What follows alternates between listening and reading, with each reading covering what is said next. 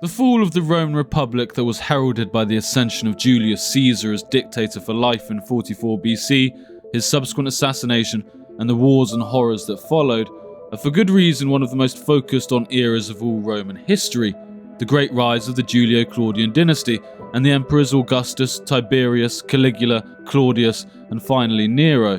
The tree of the Julio-Claudian dynasty, as strong and fruitful as it was, resulted in the unfortunate circumstance that even some of the greatest and most impressive examples of its bounty remain obscured by their more ripe and colourful neighbours.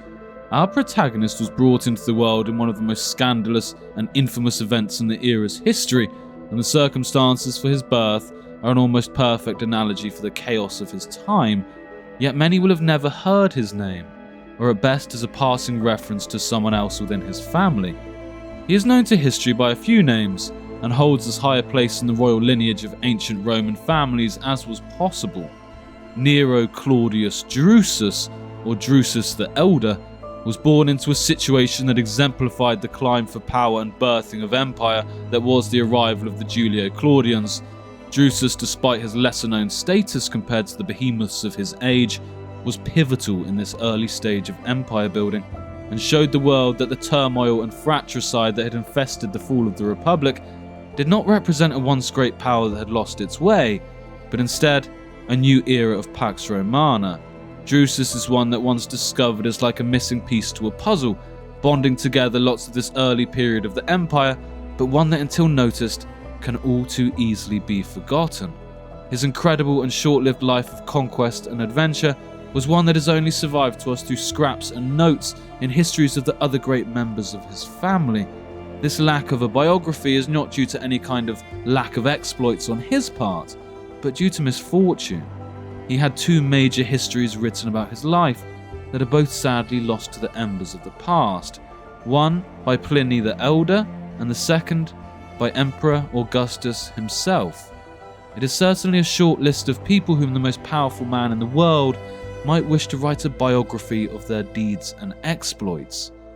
But you see, Drusus was never an emperor, and only once claimed the consulship, that being the year of his death, and he did not live long enough for us to understand what his role in history could have been.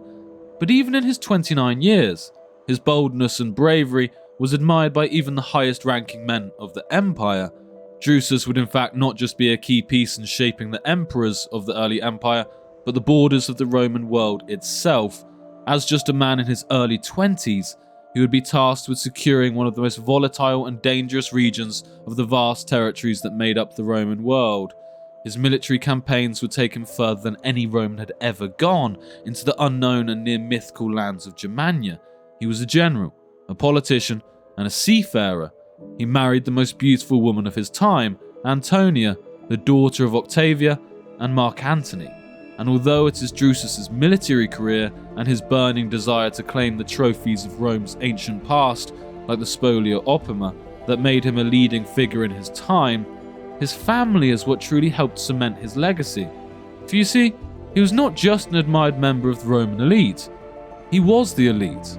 He held blood in his veins flowing from the ancient source of the Claudii, those graced with being one of Rome's most respected and accomplished families in all the great city's history. Drusus could claim an incredible lineage, but it was the events in his own lifetime that would shape the story his relatives would mould around his legacy, in doing so taking his legend and draping it over themselves as an additional shawl of legitimacy to their own reigns. He would be adopted by the most powerful man in the world, Emperor Augustus, and be named as his son. He shared an incredibly close bond to the Emperor Tiberius, his blood brother and closest friend. He was the grandfather of Emperor Caligula, father to Emperor Claudius, and maternal great-grandfather of Nero. Drusus's other son, known for his conquest of Germania and known to history as the Great General Germanicus, would in fact gain his epithet, or agnomen, Germanicus, not through his own conquests of the region, although that certainly lended to his prestige as the hereditary Germanicus, but the title was in fact an honour given to his father, our protagonist, Nero Claudius Drusus Germanicus. This name given to hail his triumphs within the region and awarded posthumously by Augustus after Drusus's death in 9 BC. You see, the fingerprints of Nero Claudius Drusus's life and his legacy cover much of this early period of the Roman Empire, but yet his name, although not totally forgotten, is cast into the shadows of his great family members, and in the history of the Julio-Claudians, rarely gets a mention. Today we shall aim to give Drusus some of the shine that his name and character so rightly deserve, and illuminate one of history's forgotten heroes.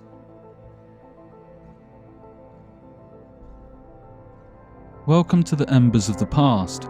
This is a channel where I simply aim to speak on some of the areas of history I find most interesting, and often stories that are not as well known by fans of history. I am not a historian, but simply someone who enjoys the study of our past. Before going any further, I'd quickly like to give credit to the book Eager for Glory, The Untold Story of Drusus the Elder, Conqueror of Germania by Lindsay Powell. It was an incredible resource, and for a more detailed and all-encompassing bank of information than I can provide in a video, I will put a link to the book in the description below. I will also give a list of all other sources used in the production of this video in the description. Please consider liking and leaving a comment if you enjoyed the video, and thank you. To understand the great adventure that we had to embark upon, and the unquenchable thirst for glory that defined Drusus's life, we must understand the circumstances that he was born into, those that would help mould the soft clay of a child into the hardened figure of the man he would become. Even for the complicated life of the Roman elite, his birth was by no means a standard affair, and to the modern mind, almost defies all belief. To understand the appropriate backstory of the birth of Drusus, it is first needed to understand the world he was being born into and the strange events that set him on his path in life. To do this, I would like to present the years preceding Drusus's life through the actions of his father, Tiberius Claudius Nero. Yes, the Romans were not very imaginative with their names. Was a man born into the pressure cooker of political life. If the death masks that would line his house on the Palatine Hill were not enough to remind him of his purpose in life, the constant repetitive drumming of family and ancestral pride through teachings and lessons certainly did. He could trace direct ancestry back to when his forebears left the Sabine Hills and entered Rome just 5 years after the expulsion of Rome's last king, Tarquin the Proud. The political power they would command would last well over 500 years. The first great road of Rome, the Appian Way, was built by Appius Claudius Cassius, and so named after him. Also, Rome's first great aqueduct was the product of the same Appius. Marcus Claudius Marcellus, another Claudii ancestor, would famously be one of only 3 Romans to claim the Spolia Opima, the greatest honour in Roman military life, stripping an enemy king of their armour after slaying them in single combat, then taking their garments and weapons to be mounted in the temple of Jupiter Feretrius. After some successful campaigns on behalf of Caesar, Tiberius Claudius Nero was climbing the ranks of Roman life and trying his best to accomplish what his birth had left him little choice but to attempt to achieve. An uncle of his would marry him to a first cousin, another Claudii of ancient and good birth, Livia Drusilla, from the Pulcher Claudii clan. Through this marriage, Tiberius's now father-in-law hoped to be able to bring these 2 lines of the great Claudii family together. Nero and Pulcher Claudii would create a new generation, and use this new influence to raise his family to the highest echelon of Roman life. During the years that followed Caesar's death, the Claudii had a bad knack of picking the wrong side. Livia Drusilla's father would kill himself at Philippi alongside Brutus and Cassius after being defeated by the young Octavian and Mark Antony. With the death of his father-in-law, now Tiberius Claudius Nero stood isolated. His wife, Livia Drusilla, alongside their new son and future of the family, was left to stay in Rome and try to keep their heads down as a rising Octavian was seeking to punish all those that had been involved in his deified adoptive father's assassination. Great men were being slain in their homes as they entertained guests, and the rules of Roman life were being rewritten by this vengeful youth in the manner of Marius and Sulla, a bloody back and forth of prescribed and legal murders. When the second triumvirate, Octavian, Mark Antony, and Lepidus, had started to break down, that group formed to rule Rome after the Civil War, Tiberius would do as his father-in-law had done and pick the wrong side. this time siding with Mark Antony against Octavian, fleeing to Perusia in 40 BC, and then again fleeing just before the great Marcus Agrippa would arrive to lay siege to the town. Tiberius Claudius Nero and his wife, with their young child, would flee from Bolthole to New City, seeking refuge from those hunting the enemies of Octavian. Livia Drusilla, the wife of Tiberius, most surely must have wondered how she could have gotten herself in such a position. A noble of her standing and her potential was now laden with the burdens of her husband's seeming ineptitudes. From Italy to Sicily and then to Greece, they lived a life never far from Octavian, soon to be Augustus's agents. Tiberius was officially put on the lists of the proscribed, those that could be legally killed in this new bloody emergence of empire. His house on the Palatine Hill was confiscated, and his great birth seemed to be helping him little. In this new world after Caesar's death, the very mansion with its great halls and swimming pools that was once the pride of a family was now enough to get you killed. Within the 2,300 murders that took place of proscribed men during this period, there was no doubt a perverse incentive for those drawing up the lists to include the wealthiest of citizens, for it would mean more wealth to redistribute after a proscribed man's death, redistribute into their murderers' coffers, that is. After years on the run, a truce between Sextus Pompey, who was controlling Sicily and commanded great power of the oceans, was agreed with Octavian, and it seemed that some of those exiled families were now safe to return to Rome. And so, in the summer of 39 BC, Tiberius Claudius Nero, alongside his pregnant wife and their young child and future Emperor Tiberius, would return to civilization. If he had known what was to come, he may have kept his family as far from Rome as possible. If Roman historian Marcus Velleius Paterculus is to be believed, then within less than a year of his return, Tiberius Claudius Nero would seemingly have sunk to levels that would make his ancestors turn in their graves. He would take part in a marriage ceremony, marrying the mother of his children, Livia Drusilla, to another citizen, even taking the traditional role a father might in the ceremony in giving his now ex-wife away. Yes, in these short months after his return to Rome, he had divorced his wife and mother to his children and future of his line, but not through his own wishes. Just weeks after their arrival back in Rome, his wife would fall under the gaze of a man too powerful to refuse. Neither her marriage nor her pregnant state were enough to deter Octavian. In a time when great men were dropping like flies and being murdered in their homes, and Tiberius Claudius Nero, being a man that Cicero describes as being over-eager to show gratitude for a favour, and knowing the position his history of poor decision-making had put him in, it was no surprise that when Octavian approached him about the proposition, he had little choice but to accept. Some more cruel historians describe him as begging for the honour of giving away his wife to such a man, even throwing her into Octavian's arms in exchange for favour and goodwill from the young and purposeful ruler. The houses of Rome were filled with gossip and rumour. Through excitement and awe they spoke about the scandal, only added to by the fact that Octavian had not just wed this woman days after she had given birth to another man's child, but that Octavian's own wife Scribonia had been pregnant when the plans for marriage were made, even divorcing his wife the day after she had given birth to their child Julia. Nothing was off limits for the son of a god, and so against all societal norms on the 13th of January 38 BCE, a child was born into this world to an unwed mother and cuckolded father. He would at birth be given the name Decimus Claudius Drusus, and despite the intrigue and controversy, the boy held all the respect of a royal child. Although Tiberius Claudius Nero would shortly fall from the record and die an early death while both his boys were yet teenagers, he had, through shame and poor decision-making, done more for his family line than his father-in-law could have ever imagined he would achieve with the binding of the two branches of the Claudii family. His children and grandchildren would shape the new Roman world, even if he was not there to see it. The world that a Roman of noble birth and high standing was born into was one of expectation. They were born at the start of a well-trodden road, one that had existed within this Roman civilization for centuries. The route they had to navigate was hard and long, and each step along the way held a smaller chance of success. To view the journey of Drusus on his meteoric rise through Roman society, a rise that would set the homes of the Roman aristocracy alight with tales of glory and his relationship to the gods, I would like to highlight the most significant and important stages of the cursus honorum that Drusus held, that path mentioned earlier to guide an ambitious Roman man to experience and ultimately maybe consul of the most powerful empire in the world.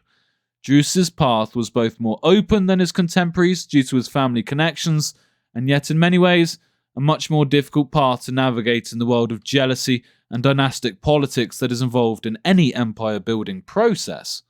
The first stage on this path, or rung on the ladder you could call it, was Drusus to enter Roman society by taking a minor role in a judicial or administrative post, a role that would test the young man's administrative skills and his potential to handle disputes and make rational decisions.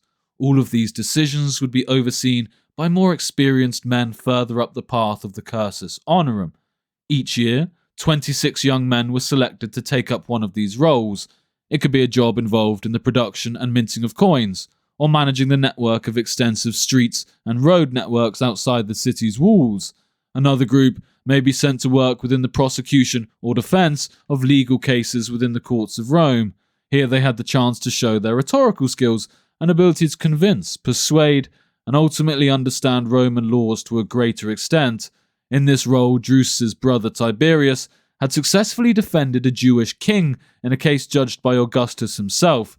He had also spoken on behalf of several Roman communities ravaged by earthquakes, sending the beleaguered cities much-needed aid, soldiers, and artisans to assist in the rebuilding process. The next generation of the Roman elites were trained for the later positions of running the state in every imaginable way. It was not a process of hand-holding. From the time a young man would come of age at 15 years old, they would be expected to put away the toys of a child and take up both the rhetorical and military weapons of a man. This coming of age in Rome was celebrated with a ceremony on the day of the festival of Liber and Libera on the 17th of March. Drusus would have taken off the small bag-shaped gold amulet he had worn since he was a boy, removing it for his person for the final time and placing it in the shrine of his family gods. He would then place on his best all-white tunic for the first time instead of his striped toga praetexta he had worn since childhood, then leading a procession through the streets until he reached the public records office mounted on the Capitolinus Hill. Here, he was registered as a full Roman citizen, and his name entered onto the great list of his tribe. This grand spectacle was used to mark the coming of a new life, a life of added expectation and responsibility, and the path all great Roman men took to reach greatness. This event, and Drusus taking up his first position, would come to be in the year 23 BCE, as he was 15 years old. His destiny for glory, and as later Roman historians would say, his determined path to an early death, had officially begun. Even with this, though, and the seeming rush into the transition from child to adult, the process had really begun much earlier. Even when Drusus was a child, he would have been expected to learn what being a Roman meant, and have the core values of the state embedded into his very core. This was the cult of Roman success. A personal code of ethics was instilled in the teachings to even the very youngest in society. Clementia, the virtue of mercy; dignitas, the virtue of taking pride in oneself; firmitas, the virtue of tenacity and strength of mind; frugalitas, living the simple life without being miserly; gravitas, the sense of seriousness and responsibility; honestas, holding a respectable image in society; industria, the value of working hard; pietas, the respect for the natural order of things, including loyalty to the state; prudentia, the foresight and wisdom gained from personal experience; salubritas, the belief in wholesomeness and cleanliness; severitas, the virtue of self-control; and veritas, the belief in the value of truth over falsehood.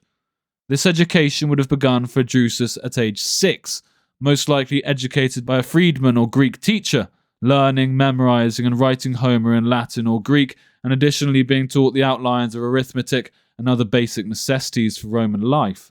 Once Drusus had spent 2 years in his position within the courts, or managing one of the other infrastructural systems of Rome, he would move up another rung on the cursus honorum, being made quaestor on the 5th of December 19 BCE, an ancient position dating back to the time of kings ruling Rome. In this role, he would manage public finances and be responsible for stamping out corruption within the auditing of financial records. In such a role, Drusus may have been expected to manage an overseas province's finances and gain an understanding of the different segments of the great empire he may at one point be consul of. The purpose of this next rung was to once again expose the up-and-comers to real-world issues and the problems that came with ruling such an expansive empire. When Drusus's elder brother and future emperor Tiberius had held the role, he was charged with maintaining the flow of corn from Egypt and North Africa. Even the greatest of great cities were only ever a week's worth of empty stomachs away from outright revolt. Drusus would handle the position with ease and would be exposed to the corruption that could wriggle its way into any administrative system like a burrowing worm eating its host from the inside out. The next stage for a man of such noble a birth as Drusus was to marry, not just to take up the next role of manhood and to begin a family, but to increase and cement his bonds of legacy and power. Drusus would be married in the year 18 BCE, and as could be expected, was married to one of the most connected women in the world. Antonia the Younger was the daughter of Mark Antony and Augustus's sister Octavia. She was as of noble a birth as any man could wish, and it was a pivotal decision taken by Augustus in tying the Julii and Claudian dynasties ever closer. She had been raised by Octavia and Augustus upon the Palatine Hill, and was known to be a woman of moral virtue and charm, holding considerable wealth through her long line of family members and her possessions in Egypt, Greece, and Italy. The wedding would have been a splendid affair, with gift-giving and frivolities alongside other traditional Roman ceremonies, such as the putting away of Antonia's childhood toys in the temple of her family gods, the ritual sacrifice of animals, and as was traditional since the time of Romulus, a false kidnapping ceremony. This ritual act was a dedication to the taking of the Sabine women under Romulus some 700 years earlier, when in a bid to populate his new city, the Romans had invited the Sabines, a nearby tribe, to a feast, only to steal their women to gain the necessary wombs to further the small Roman city. Drusus would have taken Antonia, at the head of a flute-playing procession, to the bedroom of her new marital home, where after being left by the torch-bearing slaves and wedding guests, they would hopefully consummate their marriage. The 2 years after Drusus's marriage are not well recorded. He is likely to have spent time with his new wife and continued his path up the ladder of Roman life, but the destiny of Drusus was not one that was set for retiring at home. He was fast becoming a man of ambition and reputation within Rome. He had grown into a man of exceptional charm and wit, one that did not take himself as seriously as his elder brother Tiberius, but that held an equal drive for glory and was also gaining a reputation for his love of tradition, and one that may not have sat well with Augustus, but a love of republicanism and the very core foundations of the old Roman society. In the summer of 17 BCE, though, a disaster would strike in the hinterlands of the Roman Empire. In Gallia Belgica, what is effectively a larger version of modern-day Belgium, including parts of France, Luxembourg, Germany, and the Netherlands, 3 powerful tribes would unite. The Cherusci, Suebi, and Sugambri would cross the Rhine and raid Roman lands. The new governor did not hold as firm a hand as the sword of Augustus and previous governor of the region Agrippa had, and with his governorship in the region coming to an end, and him being sent to the east to do as he did, win wars for Augustus, the tribes along the Rhine spotted a weakness, and as Florus describes, quote, "They had commenced the war by burning alive 20 of our centurions, regarding this proceeding as a bond of union, and entertaining such confident hopes of victory that they divided the spoils by agreement beforehand." End quote. Disaster continued in the region for the Romans trying to control this wild borderland of their world. The Sugambri had united with 2 other Germanic nations, the Usipetae and the Tencteri. It was this union that the Roman governor of the region found as he was hunting down those involved in the previous burning and looting. The governor Marcus Lollius would react to the brutal act towards the Romans swiftly, and he would take the legion of men he had stationed with him and push towards the Rhine to punish this brutal transgression. In his haste, though, he would make several mistakes, and fail to scout properly or recognise that the Germanic tribes were well aware that the Romans would respond to the murder of their own men. The tribes had already reached far further across the Rhine than Lollius expected, and the Roman predator became the prey. The union of tribes fell on the Romans in a brutal ambush, and while Lollius and the majority of the legion survived, What they lost was worse than death. In the melee and bloodshed, the natives managed to take the Roman Golden Eagle standard, the Aquila. The loss of such a standard was as large a disgrace as was possible. Although Velleius survived the affair and would later in life be charged with tutoring one of Augustus's protégés, his name is one associated with disgrace and disaster.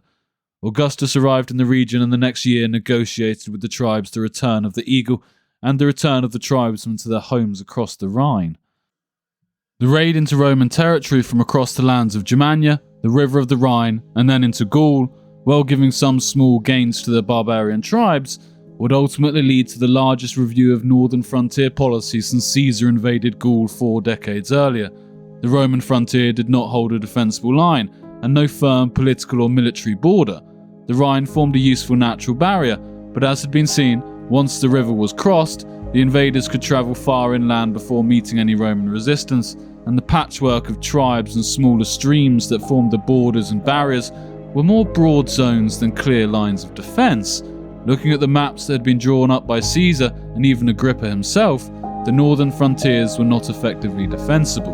The Romans did not control the length of the Rhine, and the strips of land between the Alpine passes of northern Italy, modern-day Switzerland, and the southern banks of the Danube extending all the way to the Black Sea were still unmanaged. Augustus saw only one possibility, and it was a huge undertaking. Rome needed to extend its borders significantly. This theme of Rome's conquests of the world in its series of self-styled defensive wars would continue. They would look to extend their borders to both the Rhine and Danube River to have a solid line of defence that could be more easily managed. By achieving this, they would gain access to the lands and rivers surrounding the Alps and give themselves the ability to resupply and reinforce their borders using new roads and unused river systems that stretched all the way to the North Sea. But first, they needed to secure this mountainous alpine region before they could think of undertaking any greater tasks. The mission ahead was no small undertaking, and it would be responsible for shaping Roman foreign policy and their wars in Europe for the coming centuries. Who could be trusted to undertake such a task? Agrippa was on his way to Syria, tasked with managing deals and treaties with King Herod to ensure he would act as a bulwark against the Parthian Empire encroaching to the east. Tiberius was governor of Tres Gallia, the 3 regions that made up modern Gaul: Gallia Aquitania, Gallia Belgica, and Gallia Lugdunense. A prime candidate would have been the man groomed to be emperor since he was a boy, the son of Augustus' sister Octavia. But young Marcellus had died of what historians presumed to be typhoid fever just a few years earlier, and so it was that, as some historians speculate, on the request of the young man himself, Nero Claudius Drusus would be given the first major objective of this war. A man that had little practical experience of soldiery would be sent to conduct the very shaping of the empire. There was little room for mistake in this great story of conquest. Men from a young age would have huge responsibility hoisted upon their shoulders, and their decisions managed the fate of thousands of lives under their command. In this case, the task was no doubt a test given by Augustus. Since the death of Marcellus, there was no clear heir for the Augustan Empire. His grandchildren by Agrippa and his daughter Julia were still yet young, and although they were in his mind being moulded for the job, the new generation of Julio-Claudians in Tiberius and Drusus were intent on leaving their mark in this conversation over who may be fit to rule the empire. The 2 men found themselves in an odd position. They were not favourites and not born to rule, but yet they held positions higher than almost any other in Roman society and were groomed for greatness. Drusus had already seen his older brother achieve acclaim and success. He had been involved in negotiating the return of the Golden Eagles lost to the Parthians under the command of Crassus over 2 decades earlier, and had excelled in every role undertaken in his path up the cursus honorum. Now his younger brother, under the watchful eye of himself and Augustus, would set out on his own quest, an opportunity to test his steel, his leadership, and an opportunity for Augustus to see where young Drusus might fall in the pecking order. The war of expansion and submission that the Romans engaged in is one that leaves little written record, but also leaves little doubt about Drusus' capabilities. He would in short order be in command and have at least 3 legions under his control. At such an early age in his career, he would need to listen to those more experienced and well-versed soldiers and how to best execute the war. The concilium he would have relied upon was a team consisting of the tribunes, legates and centurions, as well as the prefects of his auxiliary units. The first stop was to subdue the tribes within the Alps north of Italy. The genesis story of the Rhaetians, who inhabit this region, is that of a community of Etruscans, forced to settle in the mountains by waves of invading Gauls. They held a combination of Etruscan and Celtic cultural traits, but by the time of the war, they were very much integrated with the indigenous people, although still bearing the name of their original king, Rhaetius. This tribe would engage in predatory raids on their neighbours, alongside in times of peace, breeding cattle for their dairy products and being involved in the sale of timber. These tribes preferred to engage in hit-and-run style warfare rather than pitched battles. By the time of the Alpine or Noriccan Wars as they have become known, these barbarian tribes had grown in power significantly. These tribesmen were viewed as Celts rather than their northern Germanic-speaking cousins. The Rhaetians fought like many Celts did. The majority of the soldiers had little protective body armour and wore trousers. Their primary defence was a long shield formed of bound planks of wood and covered with leather front and back and a metal trim around the outside, often having a domed boss to the centre. These shields were prized spoils of war and often dedicated in Roman temples. This did not mean the Celts all fought bare-chested, however. The Celts are often held as being the first to develop chainmail armour in Europe to help deal with slashing and glancing blows. This armour has been found in both early Celtic and Etruscan graves. The most common offensive weapon was a spear or javelin, called a lancia. Those who could afford them or claim them from dead enemies had iron swords that by the time of the war had changed from rounded-ended, longer slashing swords to shorter and more pointed swords designed for stabbing as a form of primary attack, maybe an adaptation to deal with types of chainmail armour mentioned earlier. The Romans were also ever adapting their armour and had recently instituted a new type of armour themselves, named the lorica segmentata, a design comprising several curved plates of iron or steel riveted to leather straps on the inside. This allowed the armour to overlap and give the wearer more protective and manoeuvrability since it moved in an articulated manner. The Rhaetians and Celts also made use of slings and archers that they would position on high ground to rain down stones and projectiles on their enemies. Drusus's first encounter would come on his first major incursion through the Alps. He was engaged by the Rhaetii near the Tridentine Mountains. The battle would be the first insight Drusus and his men would gain of how the young man would handle himself on the field of battle. Before the Romans ever saw their foe, they would have heard them, crying like wolves from the raised hills and tree lines, smashing their shields together in a repetitive and unwavering cycle, blowing on their great caryxes, long trumpets terminating in carved animal heads. All these tools were used to intimidate the approaching invader.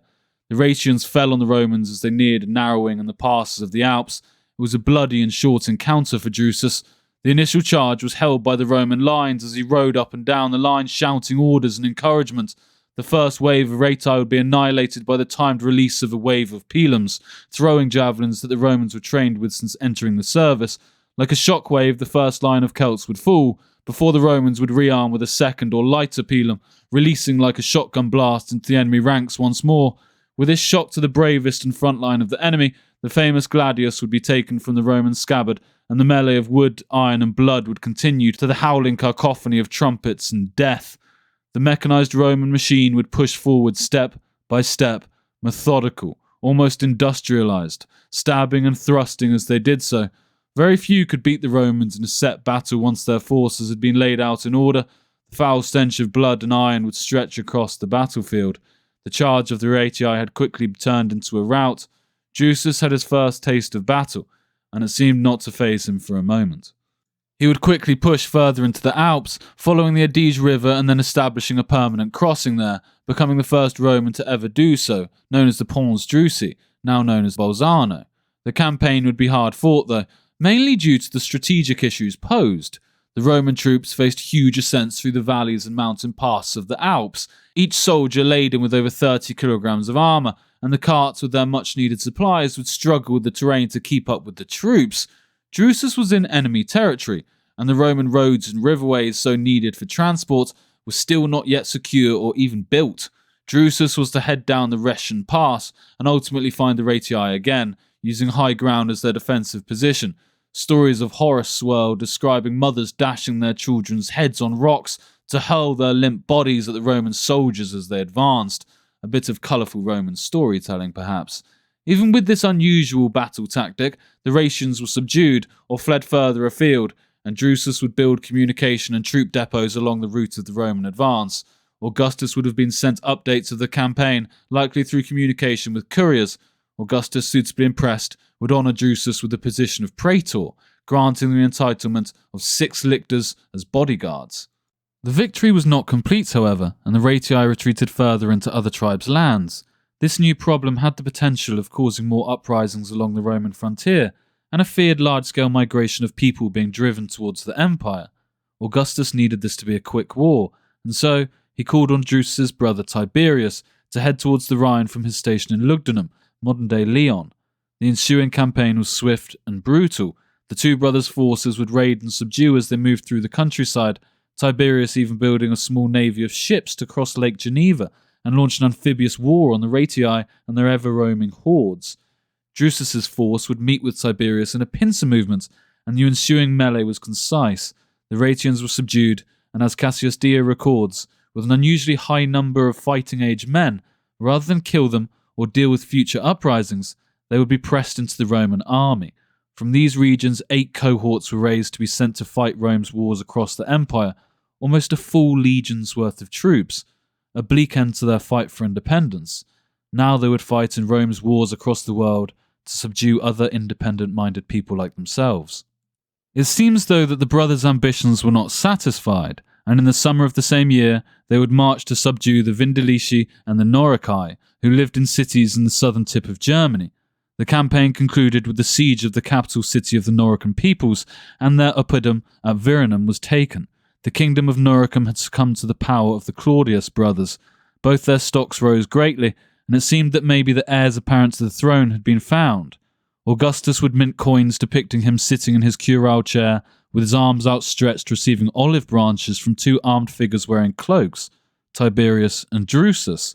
On the reverse of the coin it showed Augustus, and the words Augustus Divi Filius, Augustus son of a god. The god in question, Julius Caesar. The man who had conquered Tresgalia and who had himself crossed the Alps, now had his mission furthered by his own adopted son Augustus. Augustus himself had now found 2 young military leaders to place at the forefront of the Augustan propaganda machine. The next generation of Rome had arrived. Horace would write poems about the brothers singing their virtues. Quote, "What will not Claudian hands achieve? Jove's favour is their guiding star, and watchful potencies unweave for them the tangled paths of war." Unquote.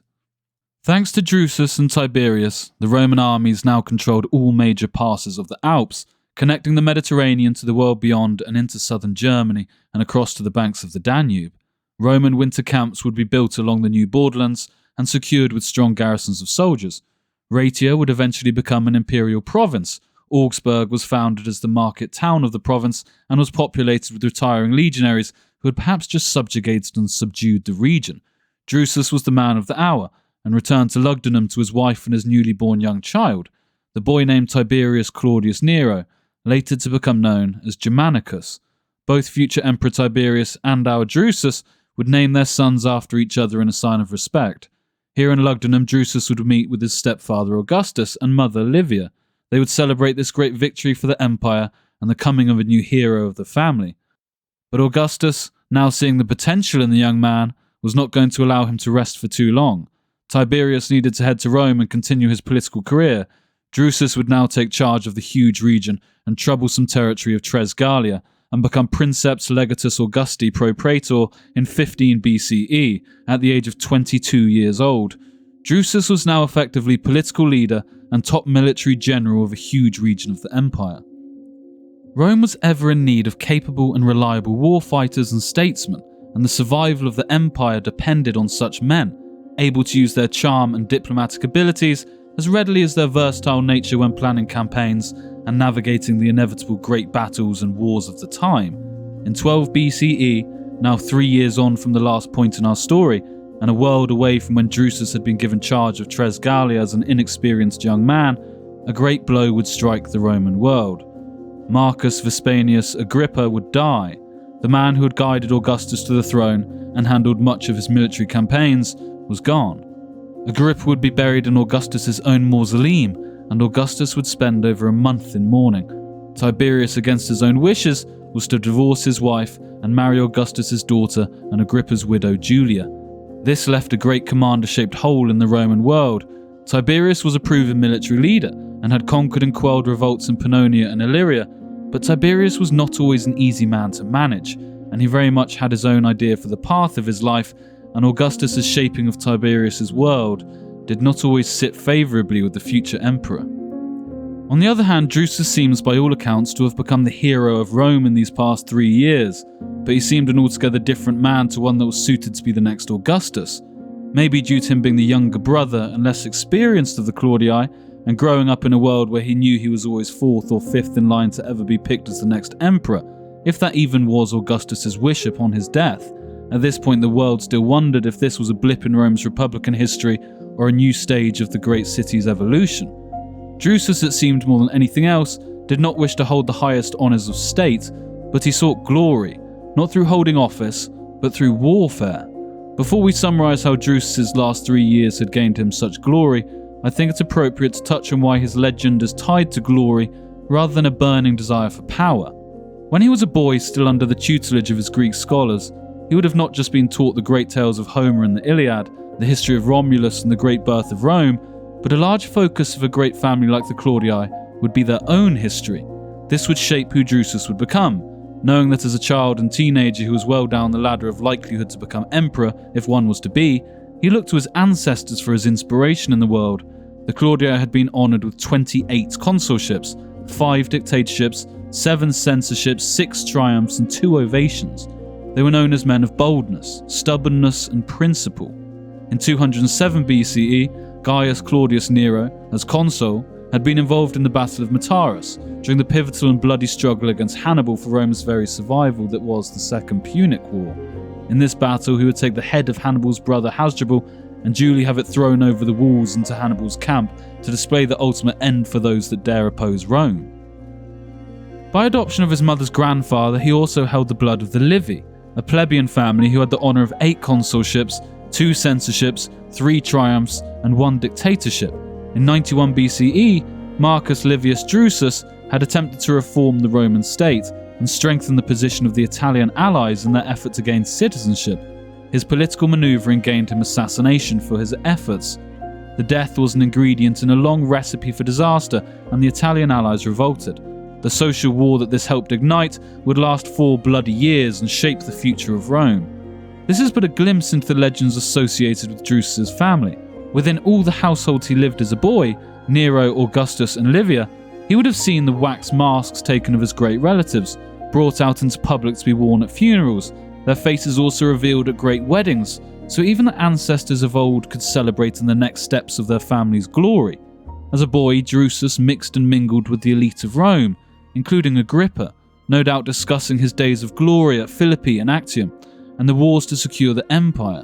Stories of negotiation, diplomatic skill and bravery. Drusus yearned to be heralded with these great stories, his relatives in centuries to come wearing the mask of the great warrior and conqueror Nero Claudius Drusus. He seemed to carry a knack even as a child for having an outgoing and adventurous nature, but there was one accomplishment within Rome that was an honour above all else, and that many believe was what his last years were consumed by: the quest for the only 3-time awarded Spolia Opima.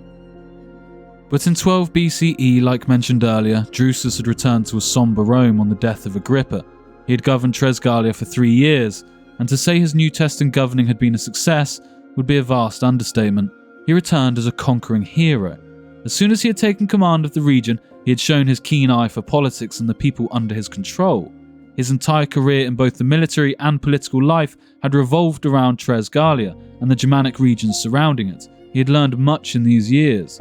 He developed a brilliant idea to help solidify relations with the Gallic tribes and create an air of unity between Roman and Gallic. He wanted to create an illusion of their independence and an appreciation of their culture, but he did not want to give them an idea of total independence. He also knew being a tyrannical overlord would not help keep peace either. When Julius Caesar had been conquering Gaul, he noted the love the Gauls had in coming together for conferences where they could display a love of rhetoric and build companionship between the tribes. Since the conquest of the region, lots of these traditions had been subdued by the Romans in aid of their security concerns and colonization tactics. So Drusus formed a new Gallic concilium that would surround a religious cult of the Emperor Augustus. Each year a new tribal leader from the Gallic peoples would be chosen to head a council and organise an annual festival in its honour. This concilium Galliarum gave a feeling to the Gallic peoples of freedom and tradition, and so he formed this Congress of federal representatives to show the wish he had for the communities to reinforce their own control over their peoples and allow key players to stop any potential brewing problems from getting out of hand. Drusus, with this political gain achieved, would then move on to the reason he had taken the job in the first place: the execution of the Germanic War and the push over the Rhine. His mission in the Alps was but a prelude and necessity to execute a much more bold mission. The accepted goal of this mission, put forward by historians, was to extend the Roman border from the Rhine to the Elbe, a more easily defended position compared to the Rhine-Danube lines, and giving Rome access to vast new swathes of territory and important geographical regions. But to achieve this mammoth project of conquest, not seen since Caesar had waged war in Gaul, they would need to subdue the peoples who lived beyond the Rhine in Germania. It was a mission that held great intrigue and danger, and a young man such as Drusus held the distant gaze of Rome as he planned how to execute this new task. The world of Germania was one of mystery and magic in the Roman eyes. The only real knowledge they had of the region was based on military encounters, many of them coming by way of Julius Caesar from some 30 years earlier. It seems, based on maps of the time, the Romans had greatly underestimated the size of Germania, alongside other interesting theories of theirs, such as thinking the Baltic Ocean above Scandinavia stretched around the world until it reached the Caspian Sea, encircling the world in a ring of water. But due to this lack of understanding, the task would be set on Drusus's shoulders to explore this new territory and decide where would be best suited for future settlements and defensive fortifications. No small task for a man with only one military campaign under his belt at this point. Drusus's first task was to secure the Rhine frontier totally and start his path of exploration and subjugation, but he did it with his own distinct flair of bravery and diplomatic skill. Florus states he built 50 military bases along the river, 6 new legionary fortresses, including the bases at the modern areas near Nijmegen, Xanten, Neuss, Cologne, and Mainz. A military road would connect this new line of forts. These would be the bases for the coming invasion of Germania. First, Drusus would do as any smart commander would, create some crucial alliances. The first was that of the Batavi. The tribe were famed for their fighting capabilities, even making up the personal horse guard of the emperor. This tribe first appeared and was made use of by Caesar when he invaded Britain. They grew up around the coastal regions and river systems of the Rhine, and therefore had incredible ability within and surrounding water. In the Claudian invasion of Britain, Batavians were famously deployed against the native tribes. Their soldiers could reportedly swim across wide and fast-flowing rivers in their full military garb, armour, weapons and all, and then fall upon the British troops by way of stealth. They were regarded as the bravest of all their race in the Rhine country. Augustus had employed them also in his war against Mark Antony, and from that point forth they had been part of his personal retinue. It was likely Drusus had experience with these men from his time growing up in Rome within the household of Augustus. Drusus would come to special terms with the Batavi. They were already honoured allies but not under Roman control, and he extended further benefits. In exchange for the ability to build legionary camps on and around their land and recruit from their men for the coming campaigns, they would be granted freedom from providing tribute, and Roman tax collectors would not even be allowed to enter Batavi territory. In doing so, Drusus brought them into the fold as his personal clients and would represent them in any legal matters that took place within the courts of Rome. Here in Batavian territory, modern archaeologists discovered a great fort, large enough for 2 legions, sandwiched between 2 Batavian sites. This has been a rich source of examples of spectacular Roman cavalry helmets dating to the time of Drusus. It would likely be the Batavians who informed Drusus more of the geography of the region, and if he were to head further north, he might be able to attack the Germans via amphibious assault from the rear. The northern sea was treacherous though, and the path long and difficult, so in his ingenious nature, Drusus built a canal connecting the Rhine River and the inland sea called the Lacus Flavo, now known as Gisselmeer, allowing an easier and safer route to transport goods and access the better protected Wadden Sea lying behind Holland, Germany and western Denmark. In 2 years on the job, Drusus was doing more than could have ever been expected. He had brought the 3 Gallic provinces into a time of peace, developed viable communities for the Gallic tribes and the Romans to live within, and had made preparations for the Germanic War. In 13 BCE, now fully trusting in Drusus's abilities, Augustus would leave the region and the careful eye he had kept on Drusus up to this point and head towards Rome. The tribes of the region were always looking for weakness, however, and with Augustus leaving, they spotted a chance. Drusus, with his shrewd nature and his network of spies, became aware something was not right within the region. He would invite the tribes to a great gathering, hoping those who had ill ambitions towards him would decline the invitation in preparation for their own attacks, and in doing so expose themselves. Any chief who would decline such an invitation would be insulting the pro-praetor, and it would be a sign of their involvement in the apparent coming coup. Those chiefs that did not come to the meeting had legionaries deployed to their region, and potentially even martial law enacted to ensure no surprises could be sprung on the Roman troops in the region. The trouble came, though, from across the Rhine, not within Gaul. The Sugambri, Tencteri and Eusepite people would make the first move. Cassiodorus records that Drusus waited for them to cross the Rhine and commit to their positions, then fell upon them in a bloody and unexpected engagement, repulsing them back across the Rhine. The network of forts would quickly communicate the need for additional troops that the region is being attacked by the Germanic nations. Using this system of forts, post stations and outposts, stopping at each waypoint to switch to a fresh horse, messages could travel surprisingly quickly along the Roman lines of defence. With the first blow being dealt against him, Drusus could act as Romans felt they only ever did. They began a defensive war. In April or May of 12 BCE, the force would leave from its base in Batavorum. This was within the lands of the Batavi, or the island of the Batavi as it is sometimes referred to, a piece of land split between the Waal and the lower Rhine rivers. Drusus was not just setting out on an exploratory mission anymore, though. Tacitus records that 1,000 vessels were built for the campaign. Signs of the woodland surrounding the area being totally chopped down on a large scale point again towards the size of the invasion. You have to imagine, this was not a small force. There were up to 35,000 men involved in the operation and on the move. Drusus would head upstream towards the North Sea. Here Drusus would befriend two nations on the edge of the Lacus Flavo, what was a huge lake in modern-day Netherlands. One tribe, the Canaan Fetae, a tribe thought to be related to the Batavians in language and habits according to Tacitus.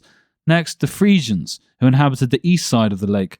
With both these tribes, he would create an alliance. From this time forward, the Frisi would be recruited to serve in the Roman army for this and other campaigns. Once past the calm of Lacus Flavo, Drusus would sail into what is now known as the Wadden Sea. Today it is a channel between the coast of northwestern Europe and the Frisian Islands. Drusus's expedition had little troubles aside from the vast amounts of oaks lining the shoreline and blocking the Roman path as it moved through the river systems to the coast. He did have to siege an island in what is now the eastern Frisian Islands of the North Sea. Here he was opposed by several hundred warships, but although details are scarce, it is reported that even this large force did not manage to challenge the young Roman leader's skill. They were in short order subdued. There are even references to the expedition heading much further than the mouth of the Elbe, where a portion of the huge fleet would stop, and another group of sailors, possibly including Drusus, reaching Jutland, where crews would gaze across an immense sea, one they believed stretched all the way to the lands of Scythia, north of the Caspian Sea. Drusus had done what no Roman had ever done. He had reached the furthest point a Roman army had ever gone into the northernmost part of Europe, and the furthest one ever would.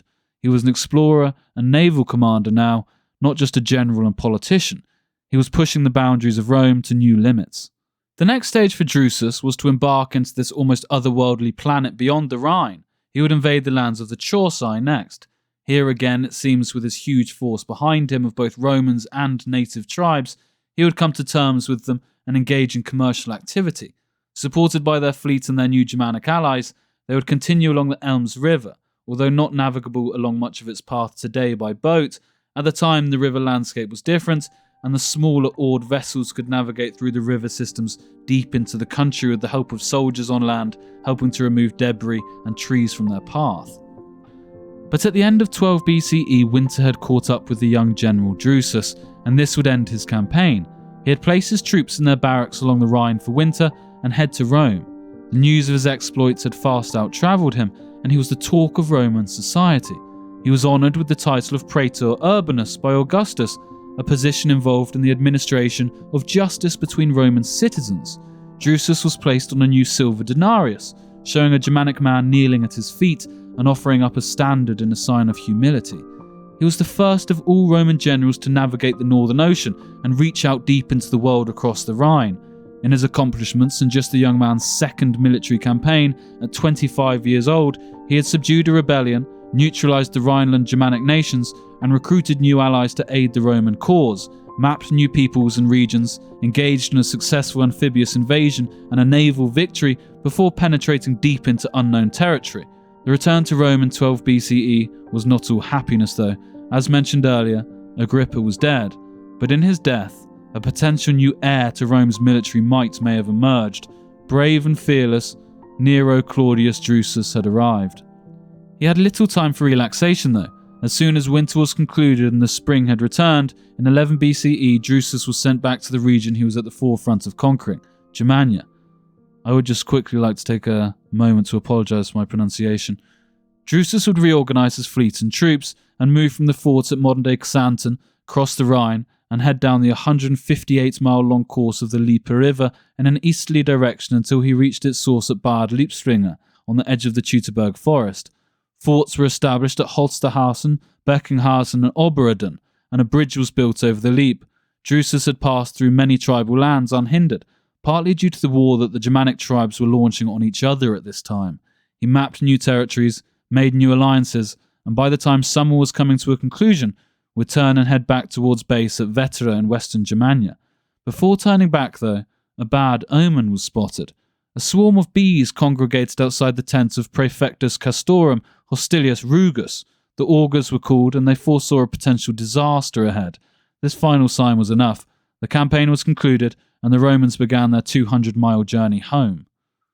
As the soldiers marched home through the wild lands of Germania in a fast approaching winter, the reason for the bees became clear. The augurs had been right. The Germanic Carucii had been tracking the Romans from a distance, using their knowledge of the region to stay obscured within the forests and tree lines. At Arbalo, they sprung their trap. They caught Drusus around modern-day Hildesheim as he was on the march. The trail of troops would have stretched over many kilometres, and securing such a long winding baggage train was not an easy task. As Drusus entered a narrow pass with steep slopes on either side, the Carucii emerged above Drusus, raining down darts and slingshots upon the Romans. He ordered them into defensive positions, and they took formation as best they could, throwing down the poles carrying their belongings that they marched with over their left shoulder, and prepared for battle. They formed defensive barriers with their shields in the rear and raised them overhead as the front line prepared for a full frontal charge. The Romans held their line as the Germanic warriors sprinted down the hill towards them, hurling themselves into the fray and impaling themselves on the volleys of javelins thrown by the Romans. The ensuing struggle was brutal and merciless as men from both sides fought for their very existence. The Romans, though, even in a situation as disadvantageous as an ambush, always had their discipline to fall back on. Within the claustrophobic struggle for life, the Romans held their resolve, and the main body of the Carucii force was broken. But the tribesmen still had the advantage of topography, raining down rocks and projectiles onto the Romans as they struggled to hold off the barrage. But then as the massacre continued and the Romans gained the upper hand at the front, the Germanic forces retreated, even watching from a distance as the final men caught in the fray were massacred by the Romans. Whether through Carucii inability or superior Roman arms and missing details of the account of Cassius Dio, Drusus led his men out of harm's way and the force continued on their journey. The soldiers seemed to hold no ill will towards their commander. There was, it seems, no perceived obvious mistakes on his part, but his eagerness to push ever further and expand the land under Rome's control was palpable. In the eyes of his soldiers, the 26-year-old Drusus was one of them, a soldier. After the battle, they hailed Drusus as imperator, meaning commander rather than emperor. It was seen as an honour from the soldiers to acclaim their commander on the field of battle. This tradition reaches back centuries. It originally was a religious honour, but became a military honour when Scipio Africanus was held imperator by his soldiers after his victory in Hispania. Drusus would lead this bloody troop of men from the edge of the world back to sanctuary at the winter camps on the Rhine. He was rumoured to eat with the troops, to show an interest in the lives of the common men that would seem unbecoming to his later relatives and even some commanders of his time. On his retreat, though, and planning for his future conquests, he built 2 forts, one within Carusian territory, thought to have been erected in Berghamen, near modern-day Dortmund, and the other that is still yet undiscovered in the territory of the Gestae. For the first time in history, Roman troops would winter on the right side of the Rhine. Drusus would return to Rome and faced a busy period of reporting to Augustus, giving him all the intricate details of the campaign and affirming in his stepfather the good hands the campaign rested within. Augustus now heavily relied upon Tiberius and Drusus for his military operations. While he was pleased with Drusus, he did not grant him the title of imperator that the legions had bestowed upon him. The commander in such cases would generally be entitled to add the honour after his name. The reason for this is not known, maybe worrying there might be a star of the Julio-Claudians that was rising a little too fast, and with slightly worrying backing of every echelon of Roman society. Or Augustus may have wished to bestow the title upon Drusus at a time of his choosing, emphasising the total power Augustus held to hand out honours. It was his decision that was final, not that of the common soldier. Instead, Drusus was granted a lower form of triumph, an ovation, in which he was permitted to ride on horseback through the city of Rome. In doing so, Augustus was carefully managing the rise of those around him.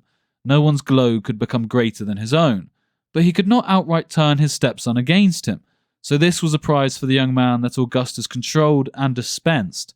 Drusus, though, still had one thought on his mind, and that was a glory that, if he made his calculations correctly, showed bravery, and had, as the Romans all said, the gods on his side, he would achieve in short order.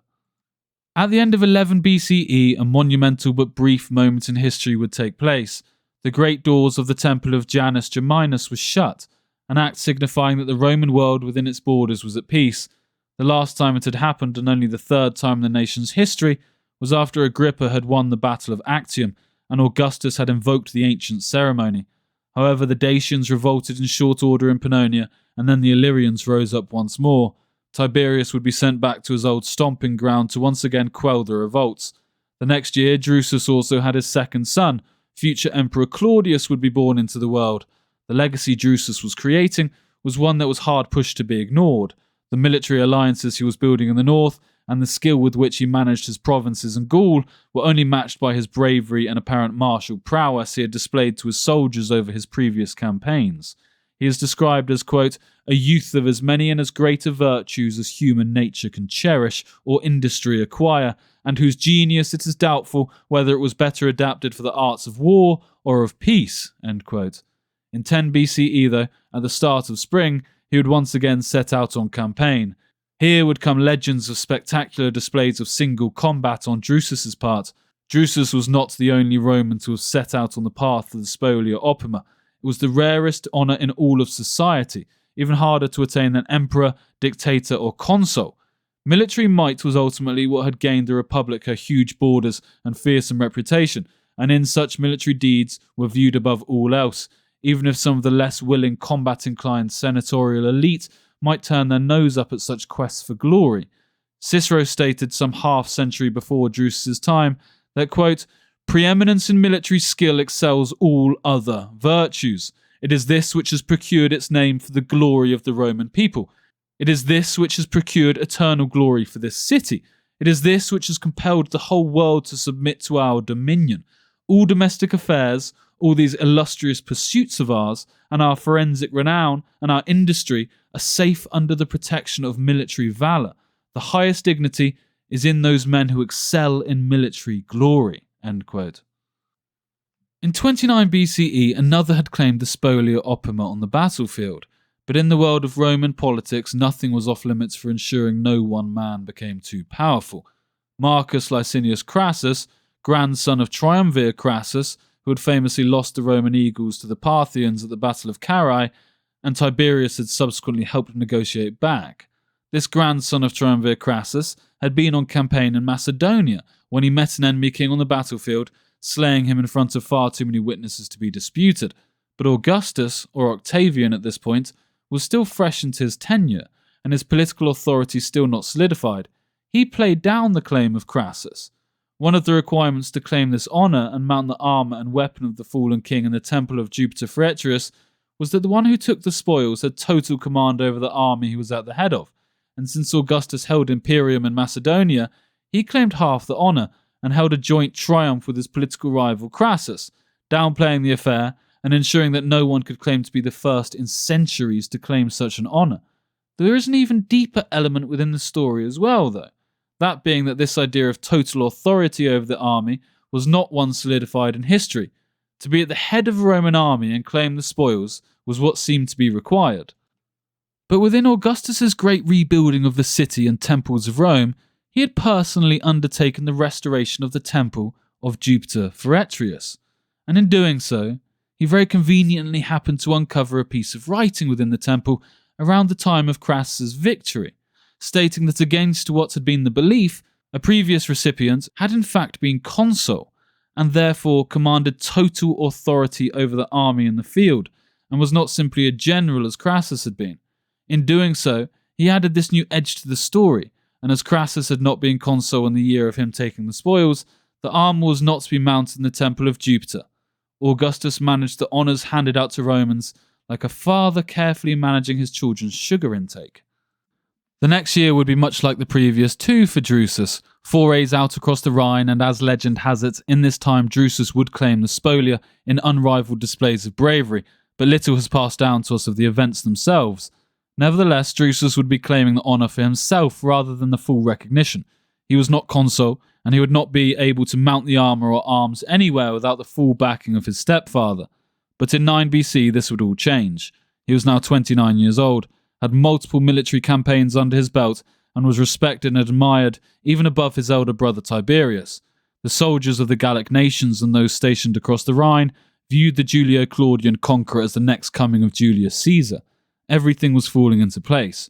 Rumours swirled around the city about Drusus's path to glory and his potential of being the one to take the reins after Augustus's eventual demise.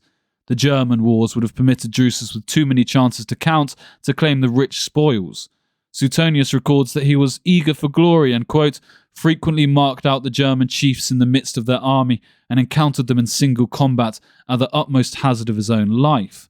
He even records that, quote, for besides his victories he gained from the enemy the spolia opima, end quote. No more records are passed down to us of such acts, but as mentioned earlier, without total authority, even if won, the spoils were not enough to claim the honour of mounting them in the temple of Jupiter. He needed total command. And so it was, in the year of 9 BCE, Drusus was elected consul. It seems, whether by the imagination of us as readers or the colourful nature of Roman historians, the path was set for glory. To show just this, Drusus would be elected consul alongside none other than Titus Quinctius Crispinus. Who was this man but the descendant of a leader that served alongside one of Drusus's very own relatives as consul?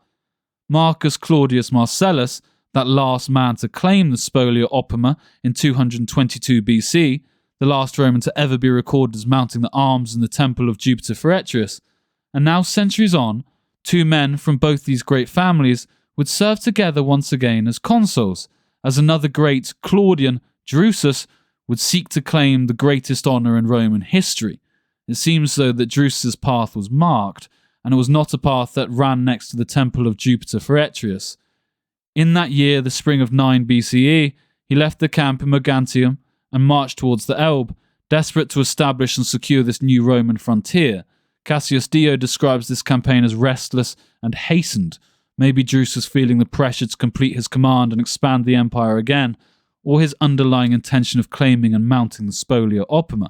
They drove deep into Germania, with a huge force that can hardly be imagined, and forcing them back into their forested dwellings. He fell upon the Chatti and defeated them in a series of brutal engagements, even if they never fell under total Roman subjugation. He was once again entering lands undiscovered, lands of mystery and intrigue.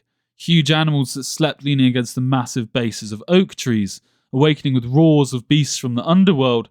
The elk had not been discovered until the time of Caesar, and many had not heard of such beasts.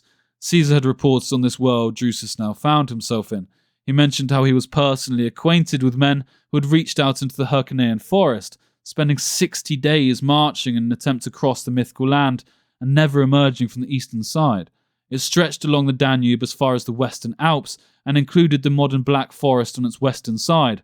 Avoiding this, though, he reached into central Germania and finally made it to the Elbe River, the prospective new border of the Roman world. So much Drusus had seen and done in this time. He was single-handedly shaping the world his children would come to inherit. Rome was filled with excitement, not since his expeditions to the North Sea had tales rallied the aristocracy and plebs alike. Drusus was a modern-day explorer, general, naval commander, politician, and diplomat. He was to be recognised with a triumph on his return to Rome, and his subjugation of Germany would become the topic of dinner party conversations the empire over. A great victory ceremony would be held in Rome even in his absence. This young leader had captured the minds of the aristocracy, plebs, and military alike. His campaign was at an end, though.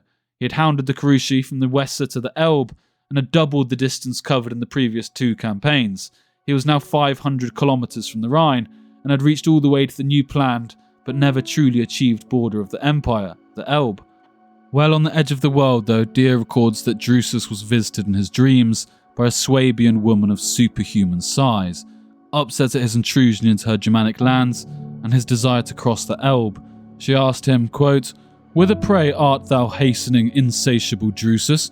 It is not fated that thou shalt look upon all these lands, but depart, for the end alike of thy labours and of thy life is already at hand." End quote. This was a terrifying omen, and messages from the gods were only too real to the Romans. While he decided on his next path of action and how best to avoid this prophetic message, he created a tropium, a huge mass of the spoils of the Marcomanni. He had raised it on a high mound in a way of war trophy to the gods. This sign of respect and humility was expected to aid in any anger he may have caused them in what may have been seen as a self-centered path of subjugation that Drusus had embarked upon these long campaigns in Germania. With a long and treacherous path back through Germania to look forward to, and maybe one last chance at the Spolia, he left to make his way back to his wife and children.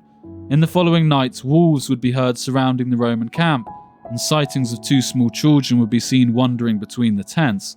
The screams of women would fill the air, and yet the source of these apparitions could not be traced. No man can escape the power of the gods. Through these years of trials and tribulations, new alliances, new seas, and resurrecting ancient glories by slaying the greatest warriors the Germanic tribes could produce, Drusus's ultimate and final enemy was his own horse. The details are not clear, but while on his retreats between the Salus and Weser rivers, it seems after falling from his horse and the great beast toppling on top of him, this led to a severe infection that spread throughout his body. The doctors were called, and as consul, Drusus would have had a team of personal physicians who attended all his needs. The wound was serious, and a message was sent immediately to Augustus, who was at modern-day Pavia. Meanwhile, the worried soldiers had set up summer camp around their great and young Caesar. Tiberius would also be notified, having just returned from a successful campaign in Illyricum. He immediately set off to be by his brother's side, reaching the camp in Germania in what is recorded by Roman historians as a record time, maybe a later theme to show the love between the brothers Claudii. Drusus, though, still seemed somewhat alert and conscientious enough to be greatly concerned about his officers, and ensured they showed the deepest respect to his brother upon his revival, instructing them to address Tiberius as consul and commander-in-chief. When Tiberius did finally reach the camp, he found a sombre and glum force of generally fierce and upbeat soldiers loitering around their consul's tent. The mood was bleak, and the Roman soldiers knew in Drusus what a rare and capable commander they had found. As the story goes, as Tiberius reached Drusus's tent, the fever had developed significantly, and as he took a place by his side and placed his younger brother's hand within his own, they exchanged some words reserved for their ears alone. No doubt assurances of Drusus's troops and family's well-being, and the love that Tiberius and their parents held for him. After just a brief exchange, seemingly the only thing allowing Drusus to cling on, the chance to say goodbye to his closest friend and lifelong partner, he would breathe his last breath.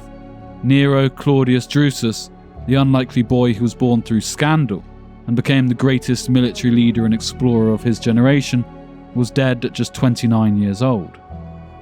With the passing of our protagonist, it is our last duty to analyse the Roman world that Drusus had left and the impact his early death had on it. No sooner is something gone than do people realise what they once had. Every aspect of Rome was not just shocked by this early death, but it seems to have sent a wave of mourning across the empire, not seen at the death of Augustus' heir Marcellus or even Agrippa. Drusus, in his short life, seems to be able to manage every aspect of Roman life in a way that would have made him sure to rise the ranks of the imperial family. He had a charm and a way of being, traits that his brother Tiberius seemed not to inherit. His ability to seek out combat and glory on the front line among his soldiers gained him a level of respect within his legions not seen since Julius Caesar. He came from 2 of the oldest families in Rome, through birthright and adoption, and exemplified the virtues every Roman boy was taught. His republican leanings and attitude towards the people gave him an air of his ancient ancestors fighting for the rights of the Italian citizens, or claiming the Spolia Opima, or building the Great Appian Way. In just 29 years, Drusus had achieved more than any of his ancestors by the time they were his age. The fame Drusus reached is something that can only be compared to a modern-day sports star in his renown, but on a level probably unimaginable in the modern world. He was not famous for just taking part in a sport which has no impact on the real world around us. He displayed everything a father wanted in a son, a wife wanted in a husband, in that a soldier wanted in his leader, and safe hands for the people of Rome. The people believe he viewed his life as something that came second to the requirements of the state and the honours of Rome's ancient traditions. He was not great at kicking a ball, he was great at maintaining safety and civility for all Roman citizens. How could you live within the empire and not admire such a man, not hope that more men like him would come after, and wish that Nero Claudius Drusus was not taken before his time? As is often the case in these stories, rumours would swirl across Rome about the young man being assassinated by those threatened by his prestige. Tiberius and Augustus would be implicated in a plot to assassinate the young consul, rumours that would follow Tiberius' whole life, and the same rumours that would re-emerge decades later when Drusus' son Germanicus would die under suspicious circumstances as he set the Roman world alight with the same flair that his father had done. How long before the troops of Germania and Gaul had named Drusus emperor the people cried, just as later soldiers did to Germanicus, who promptly rejected their hailing him as Caesar? How long before Drusus restored Rome to its republican origins? Suetonius, in a rather interesting claim, asserts that Drusus had written his brother a letter a year before his death.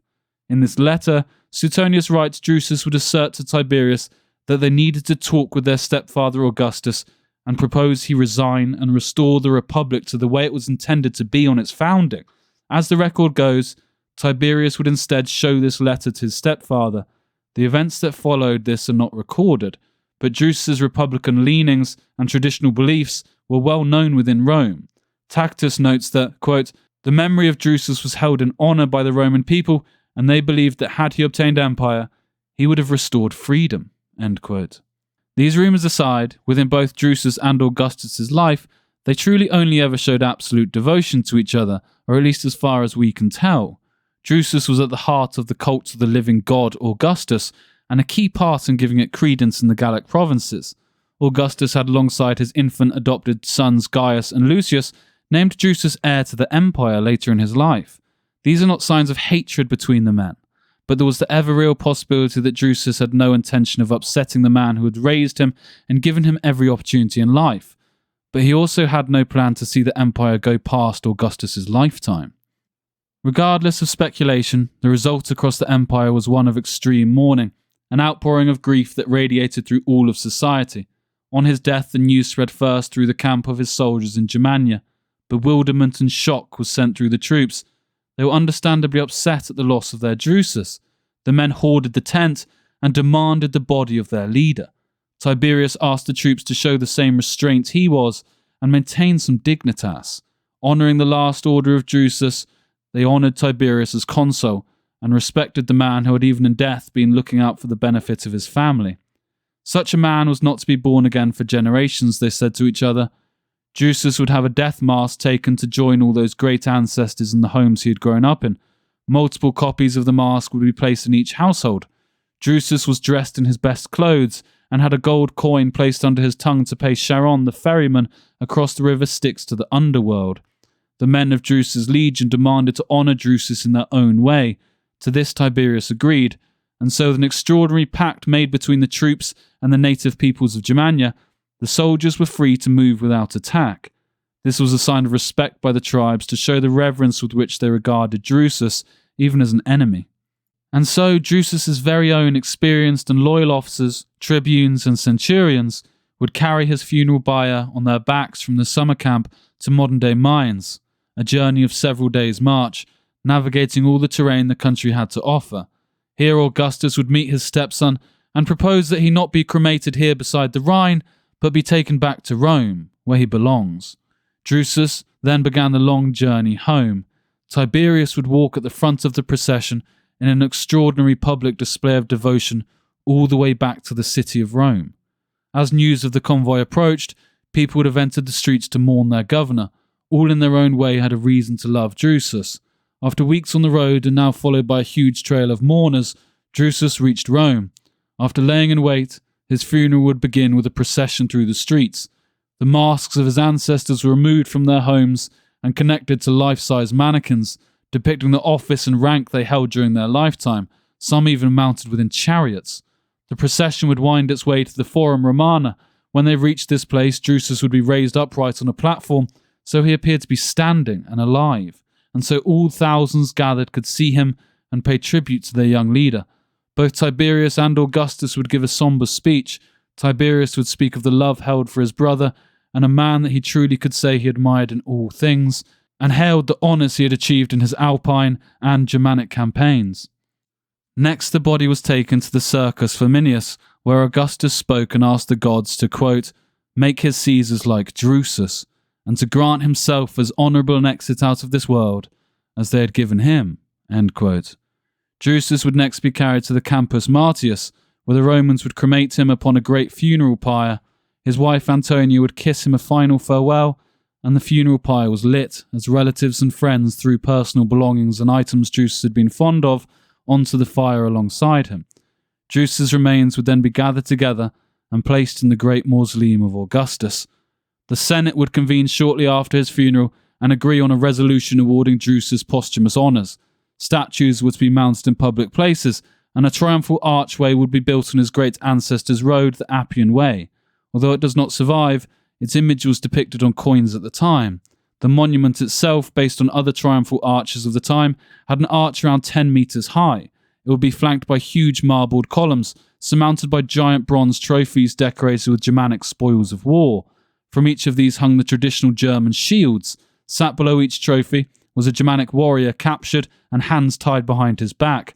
Mounted above the arch to the centre was a huge statue of Drusus riding a horse. It depicted the man fighting for the Spolia Opima. Here he surmounted the Roman world in the way he had lived, glorious and bold. The Senate also awarded Drusus the name Germanicus, conqueror of the Germani, the first to ever receive this title. He was now in another esteemed club with men like Scipio Africanus, who famously defeated Hannibal at the Battle of Zama in 202 BCE and so claimed his title, Africanus. Drusus's mother was reportedly distraught at her destiny-bound son being taken so early from her. Seneca records, she never ceased from proclaiming the name of her dear Drusus. She had him pictured everywhere, in private and in public places, and it was her greatest pleasure to talk about him and to listen to the talk of others.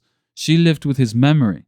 Her severe restraint, though, and dignity was one that was written about in poems for centuries to come. In the Rome of dynastic politics and the importance of marriage, when Roman women were married off when they already had a husband, or even quickly after the mourning period was concluded on the loss of a husband, it says a lot that Antonia never took another husband. She appeared to share a true bond with Drusus, and one that no other man could ever fulfill. She would be happy to be known as the wife of Drusus for the rest of her 46 years. In the world of Rome, this is just another nod to the dignity and majesty associated with Nero Claudius Drusus Germanicus. Even across the empire in Judea, King Herod would erect the tallest, most magnificent tower of the outer harbour wall of Caesarea, henceforth called Drusium. Due to its great height, it also acted as a lighthouse, and just as Drusus had spent much of his career waging war via river systems and the sea, for the coming centuries, the Tower of Drusus would guide hungry and weary sailors safely into port. Across the empire back in Germania, the soldiers who had lost a father and a leader in Drusus would erect a great tribute to their commander, the Drususstein. Its remains can still be seen today in mines. It was made up of a large square slab acting as a base, then a large cylindrical drum with a conical pointed roof would be placed on top, and surmounting that perhaps a statue of Drusus overlooking the Rhinelands he had made his own, or the very eagle that represented the power of Rome's military might. The structure was then finished with marble and stone, reaching up to 30 metres high. It was the tallest memorial north of the Alps. Suetonius records that even in decades to come, this was a place of worship and sacrifice, the forefront of a cult of Drusus that sprung up across the empire. Even in death, Drusus furthered his family name. Whether Augustus ever viewed him as competition or not, with him no longer alive, all possible honours were placed on the great man's memory. a product of what kind of man you could expect Augustus and the Julio-Claudian line to produce. At least that's what Augustus wanted the public to think. With all these accomplishments, with the Roman world at one point at his fingertips and the entire empire speaking his name, why then is Drusus so forgotten in today's society? Even though Pliny the Elder had written a series of 20 books detailing all of the Germanic wars, nothing remains. Maybe if it did, we would see him as one of the great Roman conquerors, but instead, his name remains obscured. Even just decades after Drusus's death, it seems that his name was starting to lose the reverence it held shortly after his death. Pliny apparently wrote in his histories of the early empire that he started the project due to Drusus coming to him in a dream while he was on a campaign as a soldier in Germania. Talking of how the writings came to be, it is recorded of Pliny that, quote, "This he commenced during a campaign in Germania by admonition of a dream. During his sleep there stood by him the form of Drusus Nero, who after triumphing far and wide died in their country, commenced his memory to my uncle and entreating the latter to rescue him from unmerited oblivion." End quote. Even early in the empire, it seemed that Drusus's name was fading away. Soon his memory was just another tool in the arsenal of Julio-Claudians, trying to legitimize themselves through invoking their great brother, father, or grandfather. It seems in a combination with the lack of sources and early death, Drusus is just often forgotten in a world filled with as much more belligerent and less capable family members that would come after him. He seems to be relegated to places alongside Marcellus, Lucius, and Gaius, Augustus's other heirs that died before their time. Augustus's history, written exclusively about his stepson Drusus, was lost, as was Pliny the Elder's history and his command over the Germanic wars. These lost histories are likely the largest factor in determining Drusus's name not ranking among his family members in the minds of modern readers of history. After the fall of the Julio-Claudians, the next dynasty of the Flavians had no interest in promoting the history of their political rivals. Soon Drusus's triumphal arch was crumbled and his monument in Germany unrecognisable. Luckily, due to modern historians like Lindsay Powell and certain German scholars and archaeologists, his name would gain more recognition in the great hall of the Julio-Claudian family. He was a man that any Roman could only hope to emulate, and a model citizen on all accounts. He was respected for his fair dealings, and held the utmost admiration by all his peers, a man that was unusually, universally liked. He fathered 3 children, 2 of which would create their own legacies, and set his direct family on a path of successive emperors. He was a faithful husband and good father, a shrewd politician who was heralded as being one of, quote, "a genius bursting with ideas and deeds," end quote. In his role as governor of Tresgalia, he showed his understanding of peoples under his control and his political awareness by creating the Concilium Galliarum.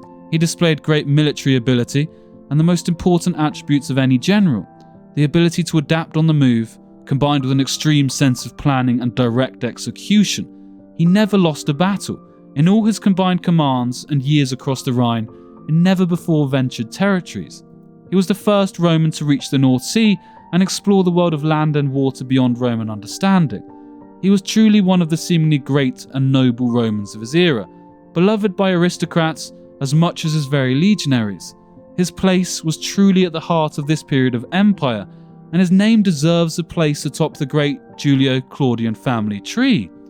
But perhaps if he had his way, and continued down his apparent wish to restore the Republic, then there would have been no dynasty of any family of emperors. Nero Claudius Drusus Germanicus, if he had lived past his short 29 years, would certainly have played a pivotal role in shaping the Roman world to come, and a Roman history that may look unrecognisable from the one we live with today.